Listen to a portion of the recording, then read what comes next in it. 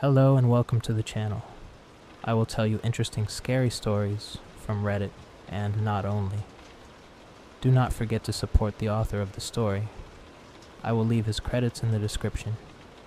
I also hope for your support of my channel in the form of likes and comments. I really appreciate it. Get comfortable in your bed, put on your headphones, and turn off the lights. It's going to be a night of nightmares. We're starting. Drizzle taps lightly on the leaves all around us, the smell of pine rich in the air as we creep through the undergrowth. My granddad and I. I run my tongue along my teeth, focusing. I raise the rifle a little higher, a Nosler, a way higher quality weapon than I should be using. The thing is wasted on me. I'm an appalling hunter. I'm not even sure if I agree with it, to be honest. Hunting, I mean. Ethically speaking, my granddad and I eat basically everything we kill, and to be honest, I don't kill a whole lot. I send many of my shots deliberately wide. I just do this to hang out with him, really. He's a fascinating man, and the guy likes taking me out into the woods, so I just go along with it. It's fine. It's good quality time that I'm lucky to have. But we're stalking a pair of deer right now. Big things as well. I'm pretty sure the creatures know we're here, but you can get surprising close, provided you don't actually give off any sign that you're trying to shoot them. Stay low, Robbie, he murmurs, through the side of his mouth. Move to your right past the bush, then it's a clean shot. Take it when ready. I like my name. Named after the man beside me, as it happens. Robert, he being Robert the Y, and me, of course, Robert the Tumbler. I nod and creep into position, taking careful aim, as instructed. I see a thumbs up in the corner of my eye, and I shoot. I miss. The sound ricochets around the forest, and birds burst from a nearby tree, shooting up towards the sky. The deer wheel round in a panic, and make to leave.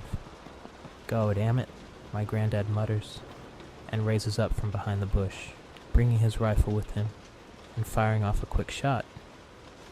My ego is somewhat relieved by the fact that he misses too, and we both watch as the deer disappear into the undergrowth and shadow of the forest.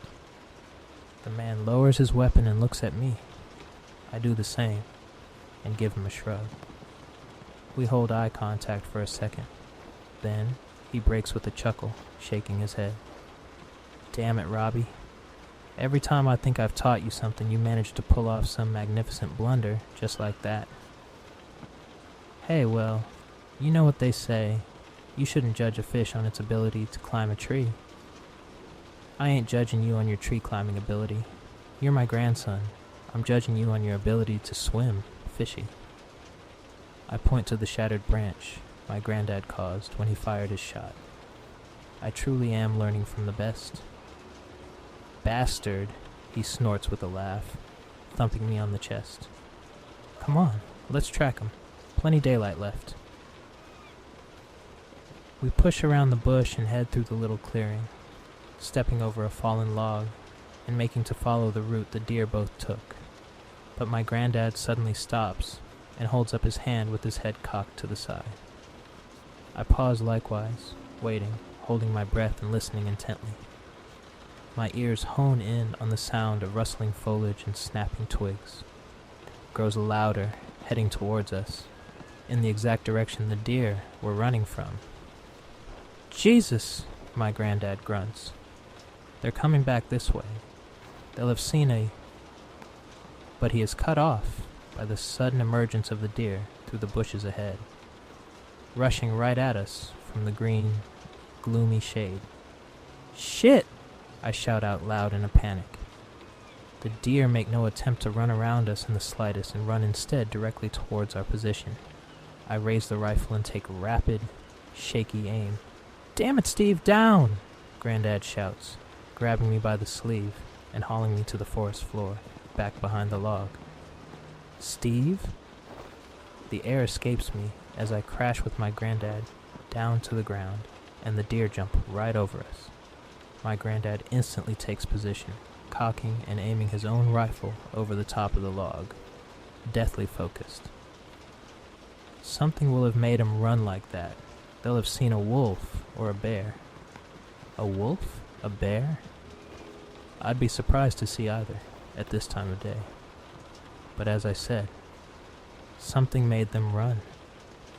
My granddad remains cool and composed, the barrel of the rifle fixed on the damaged woodland ahead and along the deer's path. I stick close, watching out in all directions in case we are approached from the side, gun cocked and heart pounding. But nothing comes. We wait for a tension-laden minute, then another, muscles aching with the stress of simply holding ourselves in preemptive positions. But as I said, nothing else comes towards us. My granddad cautiously gets to his feet. Weird, he mutters. We better move on out of here. Come on, stay alert, but let's go. I nod in reply, and together we make a swift but carefully exit from the little grove, heading back through the woods and retracing our steps. After what I hope is something of a safe distance, I ask my granddad a question. Why'd you call me Steve back then? Eh? When the deer were coming at me, you called me Steve. You said, Steve, get down. Huh, is that so? My granddad asks, scratching his chin. I don't know. You know Steve, though, right? Old friend of mine. I swear I've mentioned him before, I consider. Yeah, maybe. Once or twice. Granddad shakes his head. I've definitely talked about him more than that. You probably weren't listening. He sighs. It was just a moment, I suppose. The way you were standing, the deer coming right at you, raising your gun.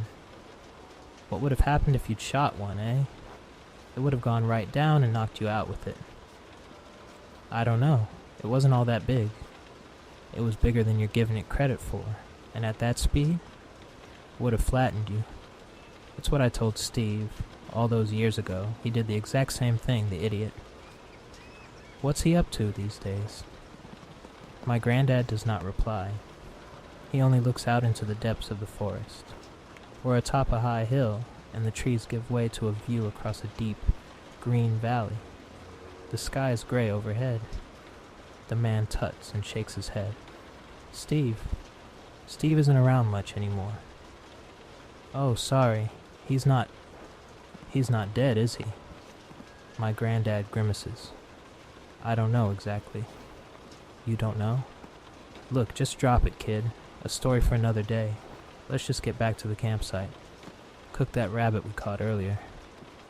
He pauses, putting out a hand, and I stop at once, following his line of sight. I hadn't even spotted it, but it chills my blood to see it now. Gives me the shivers even remembering. We stand only a few feet away from a deer. It's one of the same deer as before, I'm sure of it. Neither of us had spotted it, because the thing is standing entirely still, like a statue. A taxidermy, almost. The hell? Granddad whispers, staring at the creature in surprise. He squints, and then leans over to me. It's breathing, though only barely. Look down there at its chest. I do so, taking the spectacle in. The deer has one hooved foot placed against the trunk of a tree, which in itself is quite curious already, but the animal does not move, even slightly. It does not blink. Hey, my granddad barks, then louder. Hey! He claps his hands, but the deer does not react. Then, in time with a sudden flurry of water from the rain-soaked leaves above us, the deer slowly turns its head. All the way around, until it is staring at my granddad and myself, one eye on each. My stomach drops, though I'm unsure as to why. The deer is...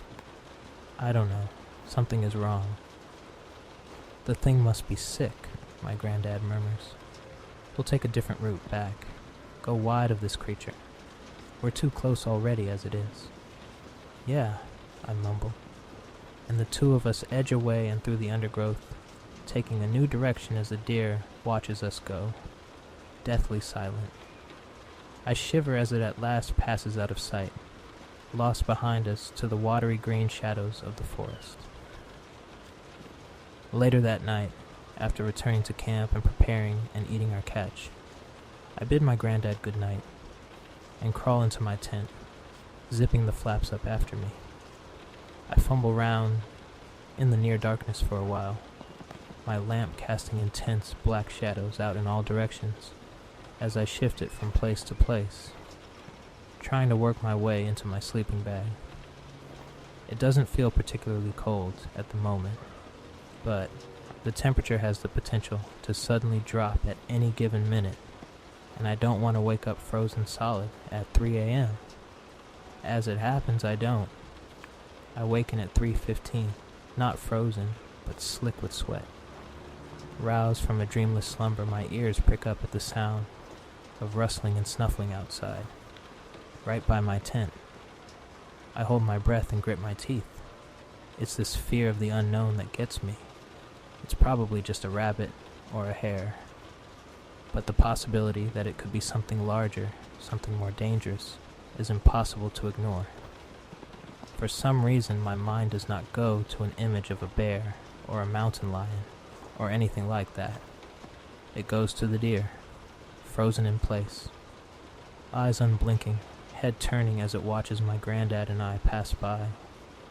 Something presses up against the tent, right by my head. I wince and stare at the bulging material through the darkness.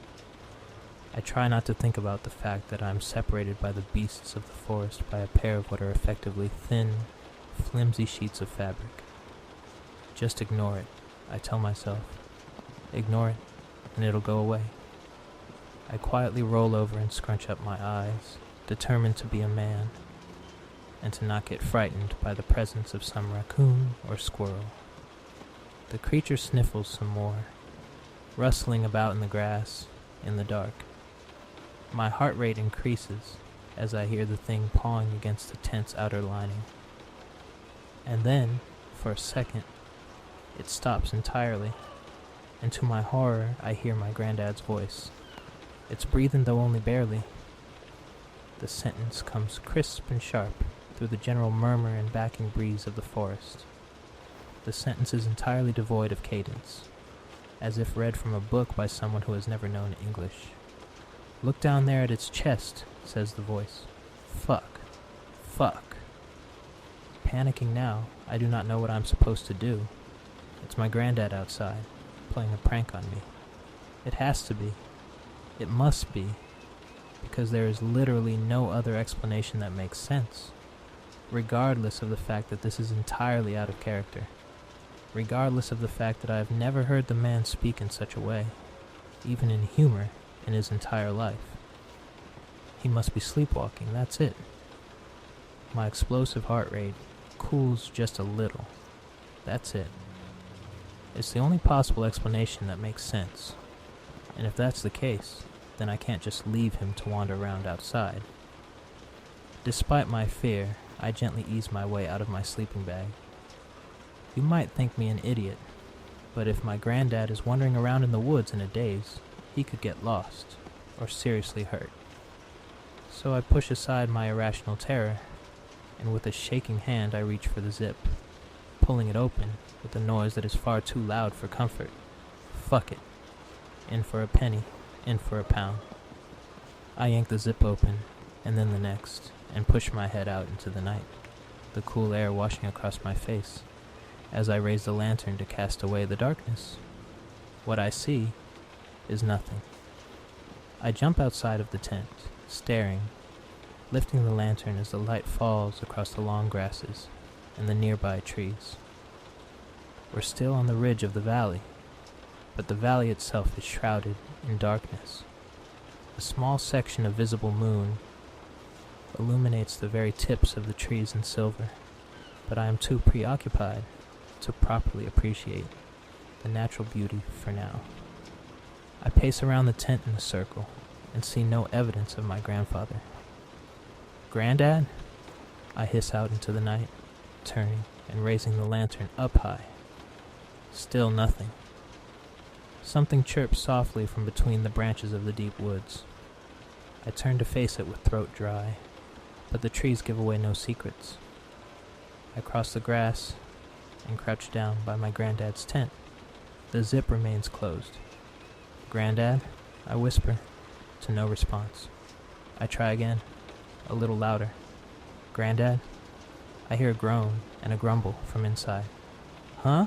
I hear him mutter, then, "The hell? Granddad, are you good?" "Of course I'm good. What's the matter with you?" "All right. Nothing. See you tomorrow." He murmurs something under his breath, and I hear the rustle of his sleeping bag as he rolls over. I stand up straight and stare out into the night. For a second time, that chirping sound rings out from the branches, and I make a hasty return to my tent, zipping the thing up, tight and secure, shivering as I try to force myself back to sleep. It takes a long time, and I do not recall drifting off. My dreams are disturbing, and are largely comprised of the discovery that something crept into my tent. Dream distorted and warped into an impossible size. My dream self scrambles around from place to place as the nightmare slithers and swims through the shadows like water. It is a welcome relief when I awake safe and sound, to the faded glare of tent-filtered morning sunlight shining into my face. "Ugh," I mutter, sitting up straight and groggily rubbing my eyes. For a second or two, the reality of last night blurs into the dreams. But as I remember the truth, that bitterly familiar anxiety settles back in. I clamber out of the tent into the warming morning air to find my granddad washing his face in a pot of water.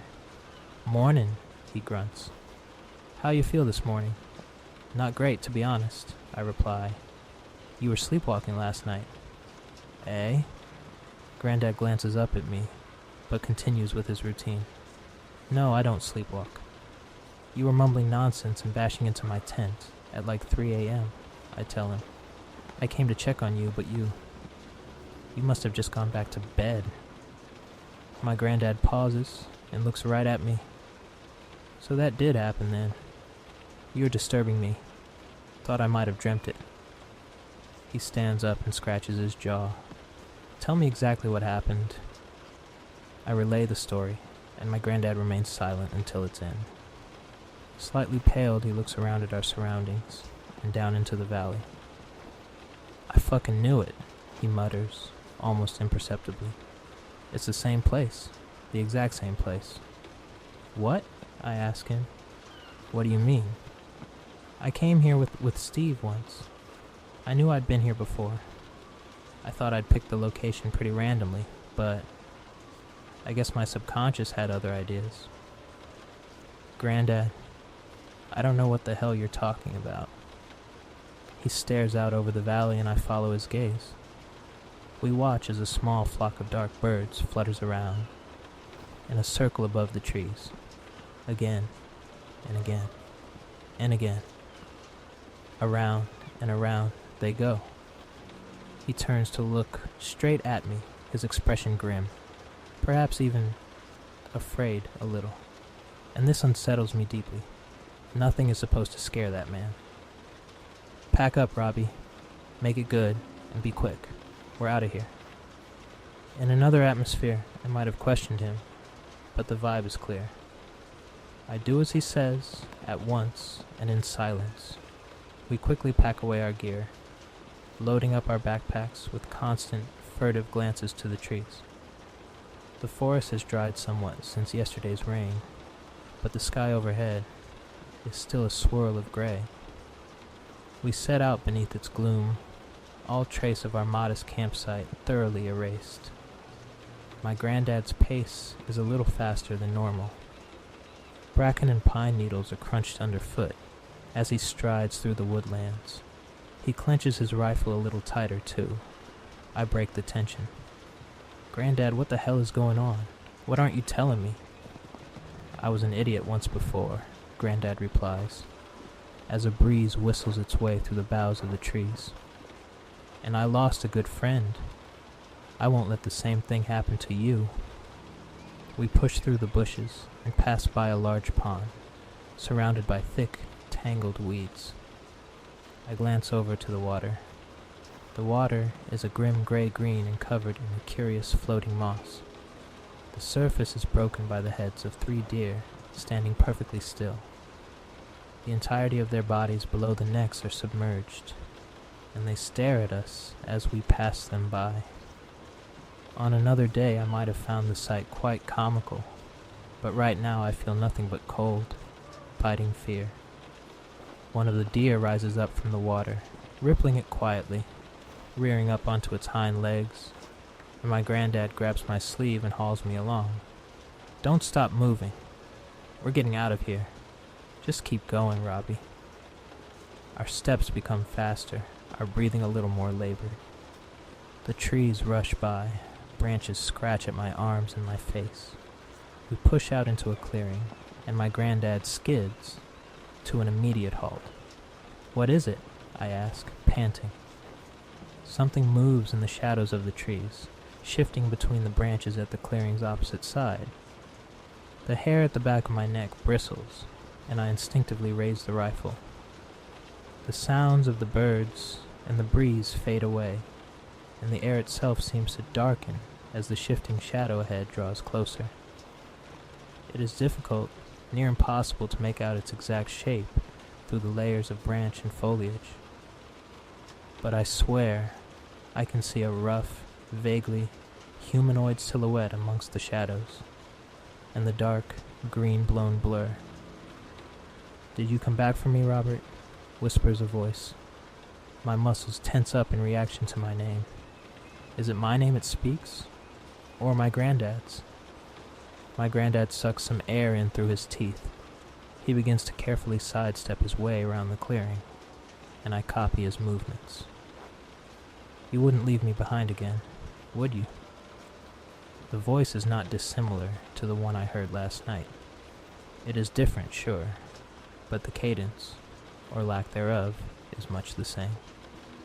My granddad raises the rifle, cocks it, but he does not fire. "Keep going around, kid," he says to me. "To the left, pass through that part of the clearing there. I'll be right behind you." I start to edge my way around the clearing, never taking my eye off the shadow in the trees just ahead. I'm trying so hard to focus on it, to understand what it is that I am seeing, but I can't. The very branches themselves seem to be moving, cracking and rippling in the shade. The figure takes a sudden step forward. "Run!" my granddad shouts, raising the rifle and firing a loud shot up into the air. Unprepared for such a sudden noise, my ears ring as I scramble and stumble through the forest, along a natural path of sorts between the trees, though I stumble to a halt when I realize my granddad is not behind me. He told me to run, but do I go back for him? I have to. It's a no-brainer. So I swivel around and prepare to charge back to the clearing when the man himself staggers out through the bushes towards me, face white as a sheet. "Get that damn thing out of my face, you idiot," he grunts as she shoves away the barrel of my rifle, and together we race through the forest. My granddad dumps his backpack, and I do likewise, leaving the equipment behind as we tear through the undergrowth, way back to where we parked the truck the other day. When at last we see it, waiting for us on the edge of a dirt track road, we throw ourselves inside, and my granddad stuffs in the key and turns it with a clank, the engine revving into life.